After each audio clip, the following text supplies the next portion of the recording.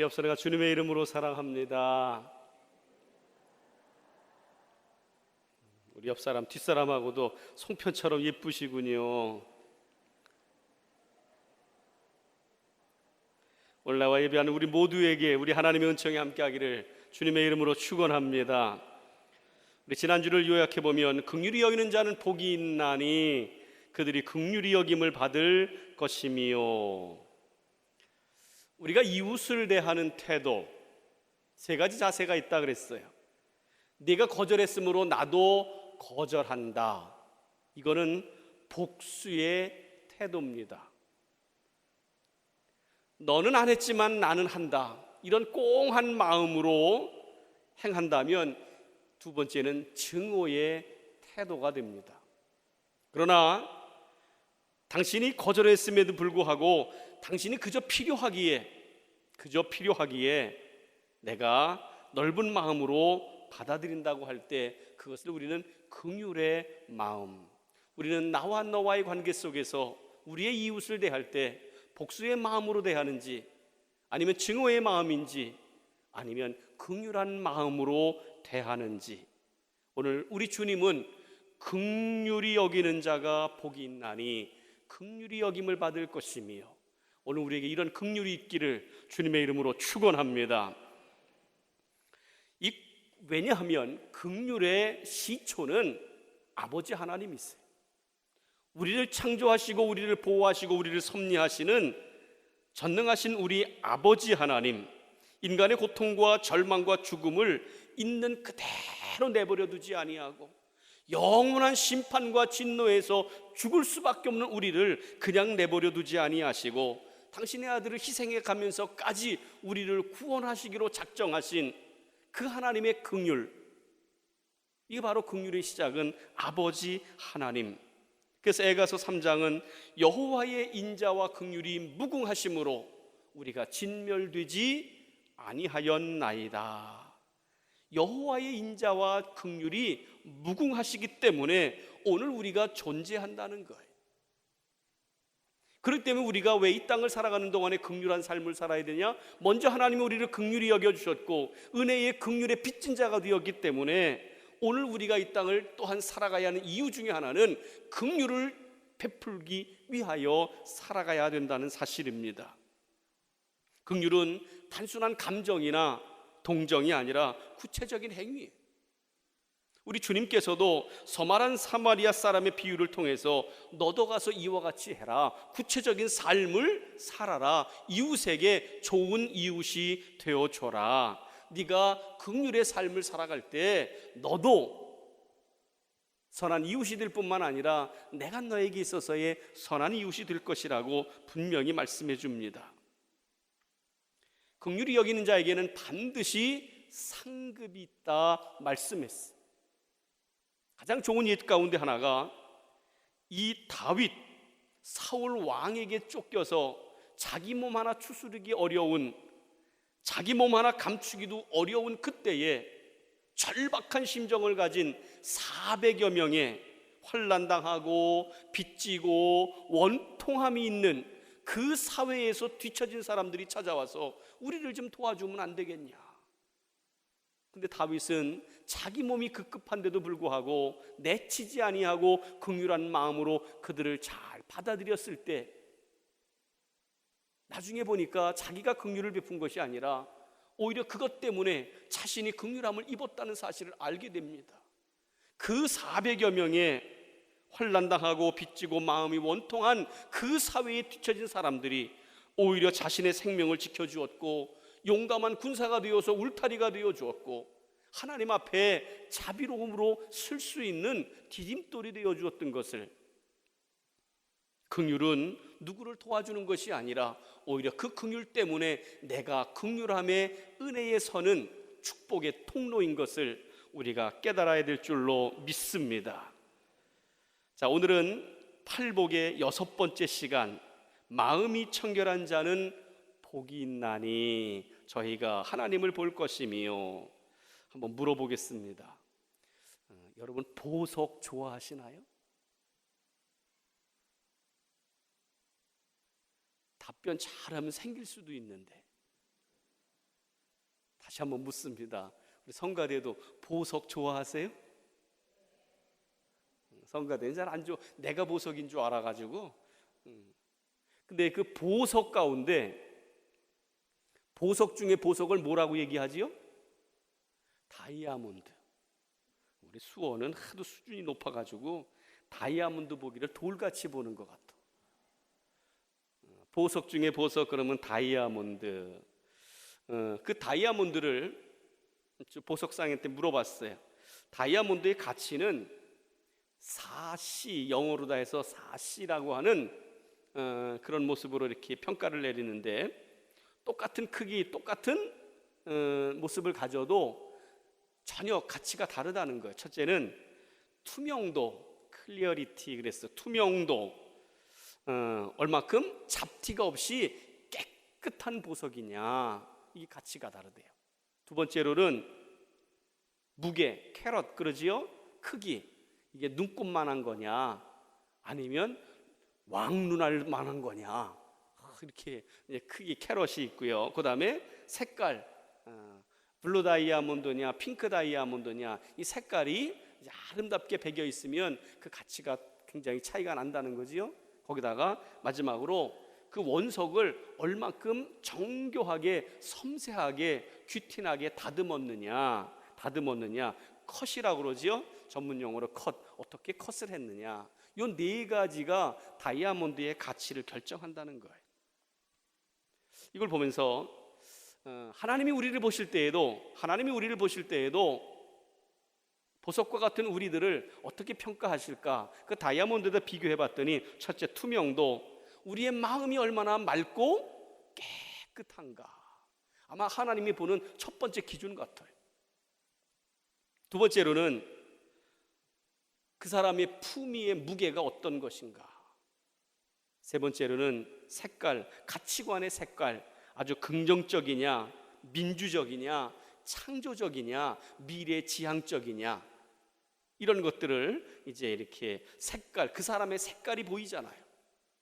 그런가 하면 모양, 그의 인품이 잘 어떻게 다듬어졌느냐, 성숙해졌느냐를 보면은 그 사람의 이렇게 가치가 드러날 수 있겠다. 자, 오늘 본문의 말씀이 그런 거지요. 마음이 청결한 자가 복이 있나니 그들이 하나님을 볼 것이며. 어디가 청결해야 되냐면 마음이 청결한 자. 자, 그럼 다시 한번 묻습니다. 여러분은 마음이 어디에 있다고 생각하세요? 한번 손으로 짚어보세요. 마음이 어디 있어요? 거의 90%가 이렇게 가슴에다 댔어. 마음이 여기 있다. 안 되는 분들은 뭐 집에다 두고 오셨나요? 마음이 어디냐? 우리나라 사람은 마음이 어디냐면 다 여기 가슴에 있대. 근데 서양 사람들은 마음이 어디 있냐고 물으면 어디 있다고 그래요? 여기에 있대. 생각. 사실은 의미적인 의미에서는 정확한 건 생각이 바로 곧 마음이지요. 그래서 마음은 우리의 인격의 중심입니다. 바로 마음은 우리의 지성과 의지와 감정이 흘러나오는 통로가 되는 거예요. 그래서 마음이 깨끗한 사람은 모든 것이 깨끗하고, 마음이 더러운 사람은 모든 것이 더럽다는 거예요. 그래서 우리 주님은 마음이 깨끗한 사람이 복이 있다. 마음이 깨끗한 사람이 복이 있다. 만물보다 거짓되고 부패한 것은 바로 마음인데 너희는 그거 아니야, 이렇게 물으시는 거예요. 그래서 우리 주님은 외모가 청결한 자가 복이 있나니 그렇게 하지 않았어. 행위가 청결한 자가 복이 있나니 그렇게 말하지 아니하시고, 마음이 청결한 자가 복이 있나니. 왜냐하면 마음의 변화 없이 인격의 변화가 없고, 인격의 변화가 없이는 행동의 변화가 나타나지 않기 때문에, 모든 것의 출발은 마음 먹기 다름이라는 거예요. 그래서 그 마음이 청결하면, 그 마음이 깨끗하면 그 모든 나머지 문제는 깨끗해질 수밖에 없고, 마음이 지저분하면 그 모든 것은 다 더러워질 수밖에 없다는 거예요. 믿으시면 아멘. 그래서 하나님의 관심사는 바로 마음에 있어요. 여러분, 하나님이 선택했다 할지라도 그 마음이 바뀌면 버리실 수도 있다는 거예요. 축복의 촛대를 옮길 수도 있다는 거예요. 어느 날 하나님이 속상해가지고 사무엘을 부릅니다. 사무엘 선지자야, 너 어디 심부름 좀 갔다 와라. 아, 왜요? 저 산골 베들레헴에 가면 이새라는 사람이 있는데 그에게 아들들이 있는데 그 아들들 가운데 하나를 기름을 부어라. 내가 사울 왕을 버렸다는 거예요.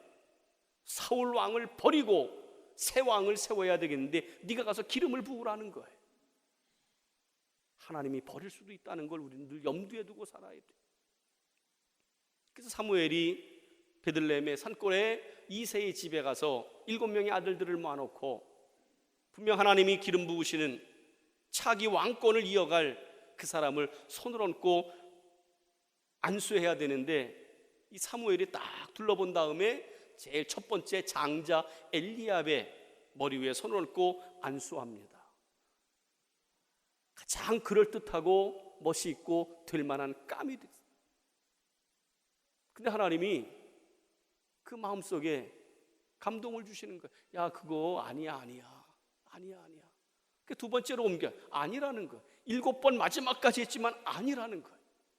그러면서 아니 하나님 7 중에 하나라고 그랬는데 이거 어떻게 된 겁니까? 그랬더니 야 사무엘아, 너 껍데기 보지 말고 외모 보지 말고 중심을 봐야 돼. 나는 껍데기를 보는 사람이 아니라 중심을 보는 사람이야.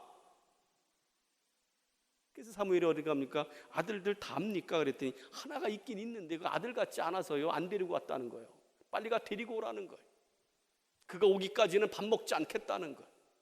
데려다 놓고 손을 얹었더니 하나님의 마음에 감동이 오셔서 뭐라고 얘기합니까? 내 마음에 합한 자다. 내 마음에 합한 자. 오늘 이 시간 예배하는 저와 여러분 모두에게 이 하나님의 음성이 들려지기를 축원합니다. 내 마음에 합하다는 거예요. 내 마음에 쏙 든다는 거예요. 그 마음의 중심이 하나님 마음에 쏙 든다는 거예요.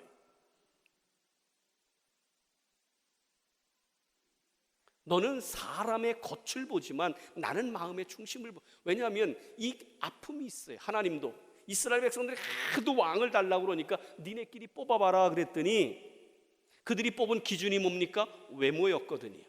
사울을 딱 보는 순간에 기골이 장대하고, 요즘 애들 말로 하면 롱다리, 성형도 안 된대. 길이는 딴 건 다 되는데 기골이 장대하고, 두 번째 용모가 준수하고 아주 꽃미남이라는 거예요.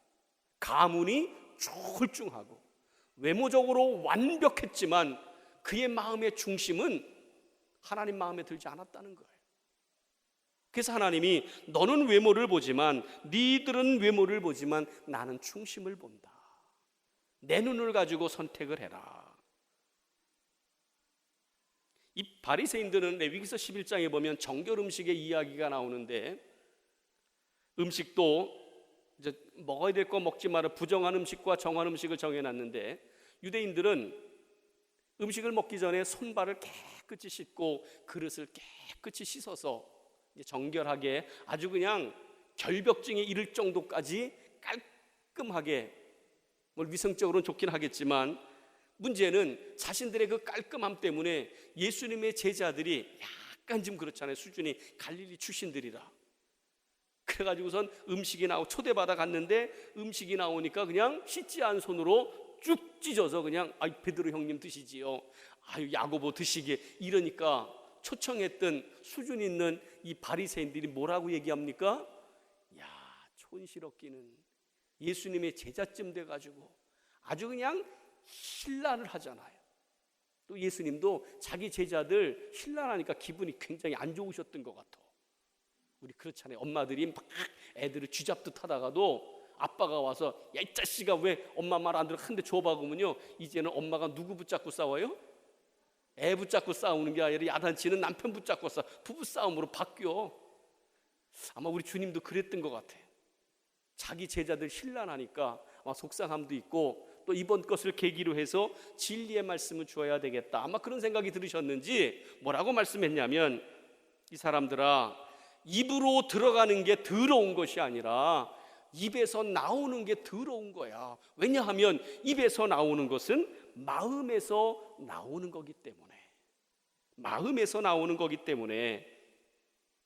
마태복음 15장에 보면 정확하게 우리 마음에서 나오는 게 뭡니까? 첫째는 한번 세보세요. 악한 생각, 살인, 간음, 음란, 도적질, 거짓 증거, 회방, 이루 셀 수 없을 것만큼 어마어마하고 추하고 더러운 게 다 어디서 나온다고요?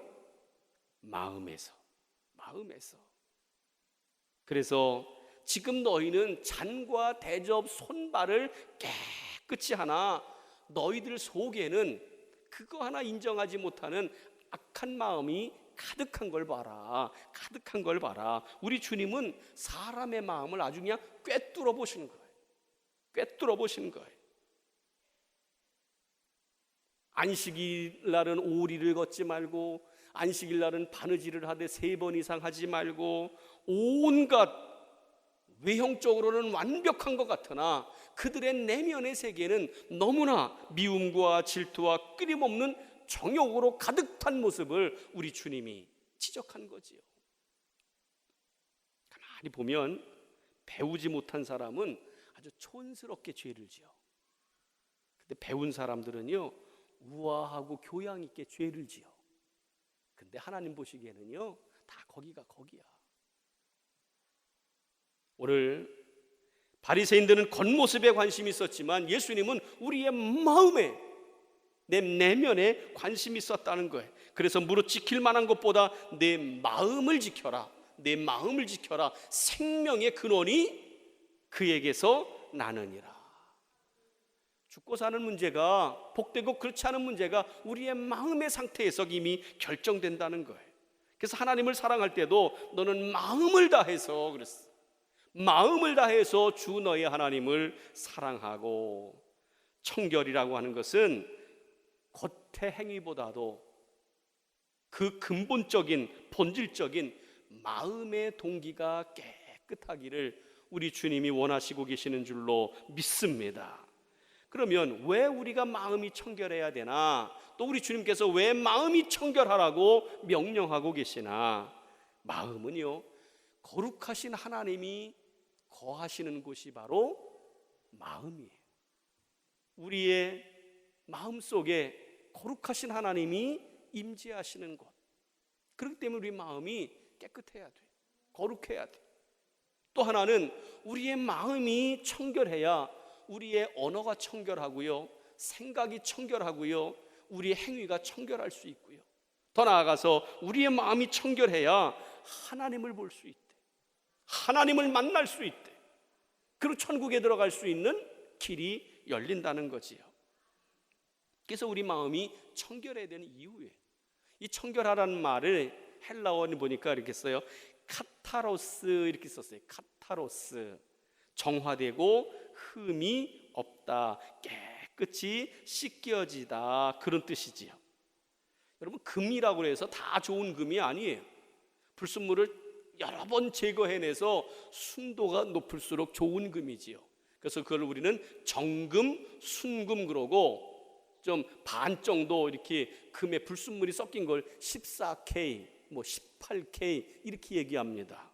오늘 우리의 마음속에 추하고 더러운 것을 자꾸 정결하게 씻어내서 카타로스해서 우리의 마음이 정결해지기를 주님의 이름으로 축원합니다. 이걸 우리는 심리학적 용어를 빌리다면 여러분 많이 들어보셨을 거예요. 카타르시스 그랬어요. 정화작용. 우리 마음에 뭔가 이렇게 쌓인 응어리, 분노, 원통, 한 이런 게 있잖아요. 근데 그걸 좀 씻어내야 되는데 씻어내지 않으면 온갖 여러 가지 정신적이고 육체적인 질병이 온단 말이에요. 그 지금 이렇게 털어내야 되는데, 임금님귀는 당나귀귀라고 한번 소리치고 나면 속이 시원할 텐데 그걸 못 해가지고 죽어가는 거예요. 카타르시스. 그래서 좋은 영화를 본다거나 좋은 클래식 음악을 듣는다거나 좋은 친구들과 만나서 밤을 새워 수다를 떤다거나 또 하나님 앞에서 실컷 울고 나면 속이 시원해요, 안 시원해요? 빨리 시원하다고 그러세요. 시원해요, 안 시원해요? 그걸 이게 카타르시스 정화라고 그래. 제가 이제 신방을 해보면 진짜 신방은 그런 거예요. 어느 날 우리 할머니 권사님 혼자 계시기 때문에 목사님 신방 좀 오세요. 그래서 갔어요. 갔더니 아무도 없이 꼭 우리 부부만 오래. 그래서 갔더니 이제 잠깐 예배 드리고 얘기를 하는데, 자, 대동아 전쟁 일제 시대부터 6.25 보릿고개까지 쫙 나갑니다. 한 2시간을 얘기하는데 신이 났어. 왜냐하면 아들한테 손자한테 얘기하면 할머니 했던 얘기 맨날 똑같은 얘기한다고 퉁발이 주는데, 제가 또 센스가 있잖아. 아이고, 권사님 그랬습니까? 살아난 게 기적이네요. 아이고, 그런 놈은 그냥 뒀어요. 한 바퀴를 돌려놓지. 이래가면서 추임새를 같이 추면은요, 뭐 얼굴이 달덩이처럼 환해져. 그래서 그냥 신나게 2시간을 맞장구를 치고 얘기하다가 보면 일어설 쯤 되면, 목사님 좀 앉아 계셔 보시라고, 내가 숨겨놓은 엿이 있는데 엿 좀 드시고 가라고. 그래서 엿 하나 꺼내놓고 또 1시간이야. 그리고 1시간 끝나고 나서 이제 일어나려고 보면, 아이고, 점심때 됐는데 배고프시겠다고 짜장면 시켜드릴 테니까 조금만 한 5시간 앉아 있어. 근데요, 참 재밌는 건 그 5시간 동안 마음껏 풀어놓고 나니까요, 끝나고 나서 뭐라고 말씀하냐면 속이 다 시원하다는 거예요. 답답한 게 확 뚫렸다는 거예요. 너무나 감사하다는 거예요. 그게 뭐라고 그래요? 카타르시스. 정화자격. 이게 지금 이렇게 풀어내야 돼. 그러나 이 카타르시스는 완전한 정결은 되지 못해요. 그 다음날 누가 열받는 일 하면 또 뒤집어지거든. 그렇기 때문에 이것을 어디서 해결해야 되냐면 하나님 안에서 해결을 해야 돼요. 하나님 안에서. 자, 그러면 어떤 사람이 마음이 청결한 사람일까? 어떤 상태가 마음이 청결한 것까? 우리가 마음이 청결하다고 하는 것은 우리가 하나님 앞에 나와서 죄를 회개함으로 말미암아 우리의 죄가 용서받은 상태가 바로 청결한 거예요. 그래서 십자가의 보혈을 붙잡고 주님 앞에 나와서 우리의 모든 죄를 쏟아놓고 용서함을 받은 우리의 상태, 이걸 청결하다 그러는 거예요. 우리 모두가 그렇게 청결해지기를 주님의 이름으로 축원합니다. 우리의 죄가 깨끗이 씻겨지면, 보혈의 피로 씻겨지면 우리를 하나님이 의롭다, 청결하다 이렇게 인정해 준다는 거예요. 또 하나는 어떤 상태가 청결한 거냐? 나누어지지 않은 한 가지 마음, 갈라지지 않은 마음, 이게 바로 청결한 거예요. 그래서 시편 119편은 전심으로 여호와를 구하는 자가 복이 있도다. 딴 데 두리번거리지 않고 전심으로 여호와만을 바라보고 그만을 쫓아가는 마음, 온전히 주님만을 쫓는 마음, 하나님과 재물 가운데 오직 하나님을 향해서 흔들리지 않는 마음을 가진 그 사람이 청결한 마음이에요. 청결한 마음이. 여러분, 우리는 이 세상을 살아갈 때 세상을 떠날 수 없어요. 세상 가운데 살아가는데 우리는 돈의 위치를 어디에 두느냐가 믿음의 판결음을 다르게 합니다. 세상 사람들은 돈의 위치를 어디다 놓지요? 맨 꼭대기에 놔요. 돈, 그 밑에다가 나, 그리고 맨 밑바닥에다 하나님. 하나님이 왜 필요하냐면 내 돈을 위해서 필요한 거예요. 이용의 대상이 되는 거예요. 그런데 진짜 믿음이 되려면 그 순서가 어떻게 바뀌어야 돼요? 하나님, 나, 돈. 하나님의 영광을 위하여, 하나님의 나라 확장을 위하여, 이 땅에 하나님의 뜻을 이루기 위하여 돈은 하나의 수단이지 목적이 아니에요. 근데 오늘날 얼마나 많은 사람들이 돈이 목적이 되어서 하나님을 수단으로 쓴다는 거지요. 오늘 우리가 이 분명한 하나님의 위치 선정을 확실히 하기를 주님의 이름으로 축원합니다.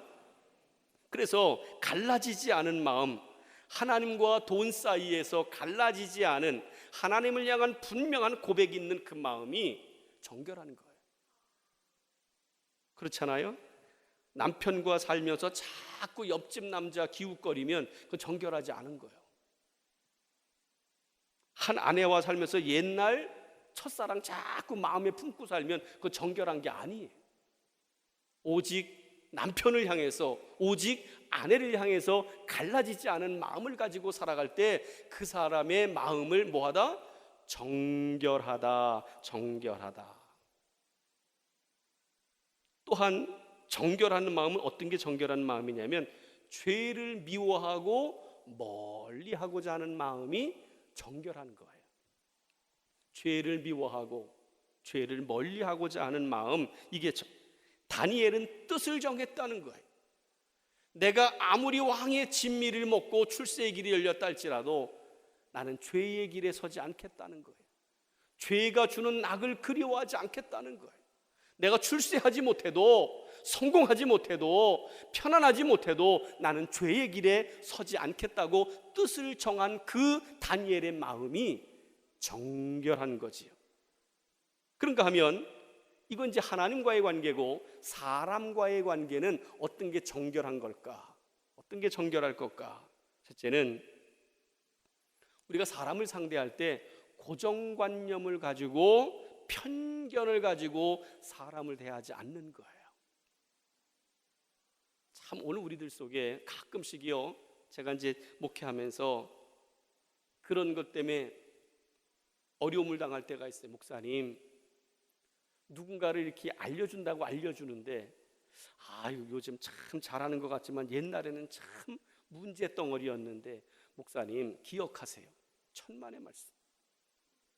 여러분, 우리가 가지고 있는 고정관념, 편견, 절대로 그것은 청결한 마음이 아니에요.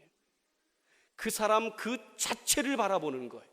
깨끗한 마음으로 그 자체를 바라보는 거예요. 또 청결하다는 거, 사람과의 관계 청결한 건 뭘까요? 우리의 언어와 행함이 일치하는 것을 청결하다고 하는 거예요. 말한 것과 행동이 전혀 달라. 안과 밖이 전혀 달라.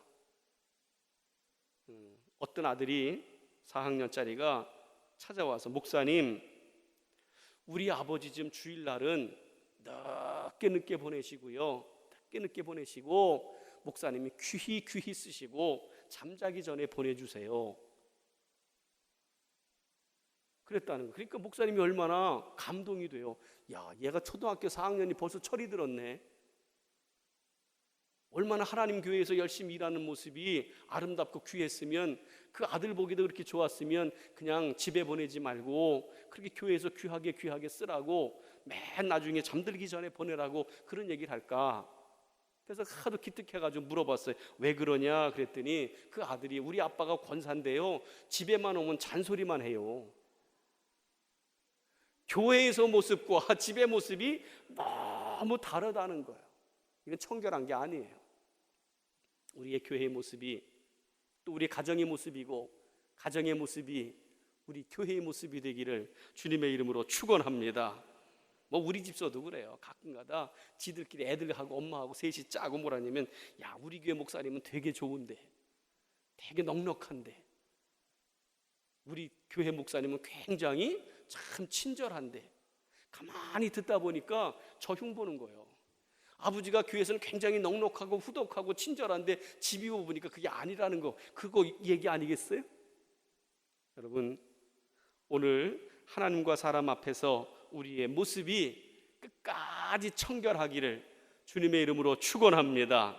그러면 어떻게 우리가 청결을 할 수 있을까? How to, 방법론을 얘기하는 거예요. 어떻게? 첫째로 우리는 하나님께로 나아가야 돼. 내가 죄인임을 인정하고 내 힘으로는 절대로 청결할 수가 없습니다. 여러분 보세요. 우리의 마음을 무엇으로 씻겠어요? 좋은 온천물에 가면 씻어질까요? 좋은 샴푸를 가지고 감으면 씻겨질까요? 아니면 훌륭한 의사를 만나서 수술해내면 우리의 마음이 깨끗해질까요? 아니에요. 오늘 타락한 본성을 가진 우리가 청결해지는 방법은 딱 한 가지. 은혜의 보좌 앞에 나아가, 은혜의 보좌 앞에 나아가 내가 죄인임을 인정하고 상한 마음으로 구할 때 우리 하나님이 보혈로 깨끗이 씻어주실 줄로 믿습니다. 하나님 앞에서 씻어주셔야 돼.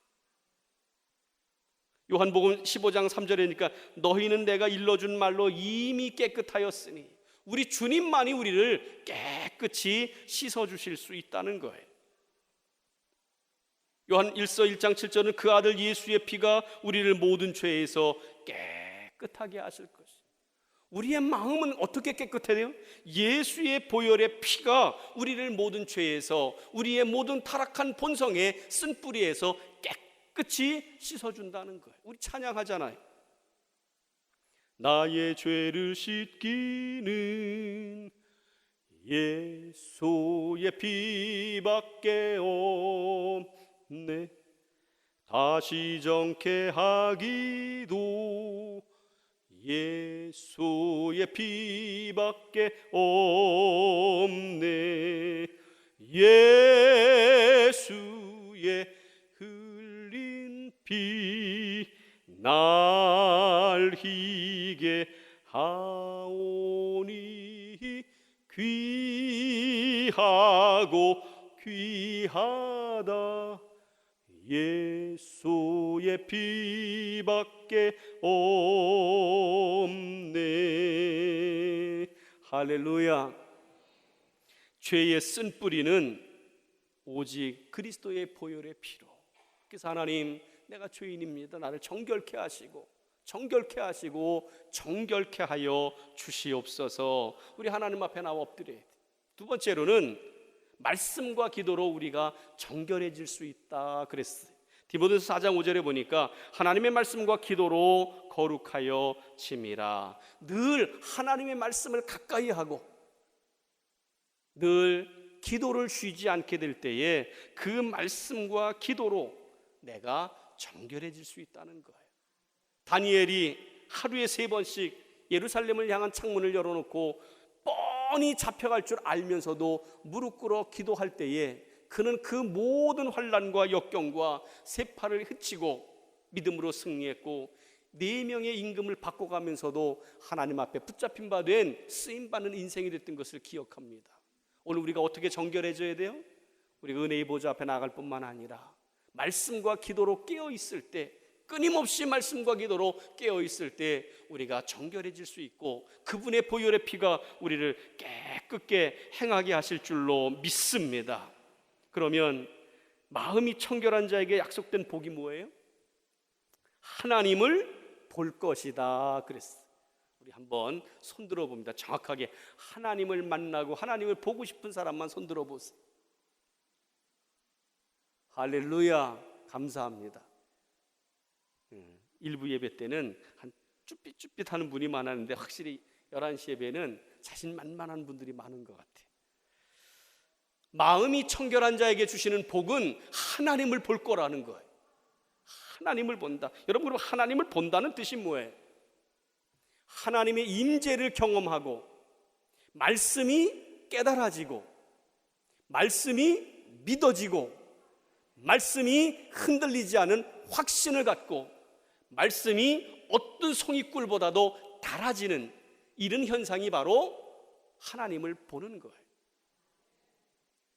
교회를 잔해하고 성도들을 박해했던 사울이 다메섹 도상에서 예수님을 만나고 아나니아 집사로부터 안수기도를 받을 때 그 눈에서 비늘 같은 것이 그냥 벗겨져 내립니다. 어떤 비늘이겠습니까? 욕망의 비늘, 교만의 비늘, 사상과 철학의 비늘, 자기 아집의 비늘들이 하나하나 벗겨지면서 정결해지기 시작하자 사도 바울의 마음속에 뭐가 됩니까? 그 핍박하던 예수가 하나님의 아들임을 발견하게 되고 하나님의 아들이심을 믿게 되고 이제는 그분을 위하여 인생을 걸기로 결단을 합니다. 마음이 청결해진다. 하나님을 보게 된다. 바로 기적 중의 기적은 하나님이 나와 함께 하심을 깨달아지는 거예요. 믿어지는 거예요. 체험되어지는 거예요. 말씀이 깨달아지는 거예요. 말씀이 믿어지는 거예요. 말씀이 내 삶의 길이요 빛이 되는 것을 체험하는 거예요. 오늘 우리가 마음이 청결해짐으로